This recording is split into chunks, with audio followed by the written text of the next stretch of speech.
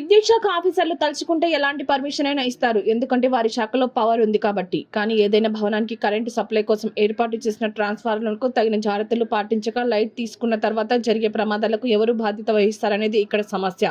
అలాగే వారు చేసే పనిలో మనీ మేక్ ఎనీథింగ్స్ అని మరొకసారి రుజువైంది. అంతేకాకుండా నిర్లక్ష్యం విద్యుత్ శాఖ, ఇంకా పోలీస్ శాఖ, అలాగే మున్సిపల్ శాఖ, ఎటు చూసిన నిర్లక్ష్యం. గవర్నమెంట్ అన్ని శాఖల ఆఫీసర్ల నిర్లక్ష్యం. ఎందుకింత సుత్తి కొట్టడం అంటారా? సూటిగా పాయింట్కి వస్తున్నా. సాలూరు టౌన్ నడి ఒడ్డున శ్రీ బాలాజీ కట్పీస్ సెంటర్ అనే వస్త్ర భవనం ఉంది. కరెంటు సప్లై కోసం ఏపీ ట్రాన్స్ఫార్మర్ పర్మిషన్ తో ఆ బిల్డింగ్ పార్కింగ్ ప్లేస్ లో 100 kV ట్రాన్స్ఫార్మర్ ఏర్పాటు చేశారు. ఓకే, సూపర్, అంతవరకు బానే ఉంది. ఇక్కడ చికాకంత కస్టమర్లను ఆకర్షించే విధంగా పవర్ ట్రాన్స్ఫార్మర్ కనపడకుండా ఎంతో అందంగా మేకప్ చేసి భారీగా విద్యుత్ బోర్డులు, లైట్లు సెట్టింగ్ పెట్టారు. ఇది ఇలా ఉంచితే అసలు కరెంటు సప్లై చేసే ట్రాన్స్ఫార్మర్ అక్కడ ఎట్లాగా నిల్చోబెట్టారు తెలిస్తే మీరు విస్తుపోయి వావ్ అంటారు.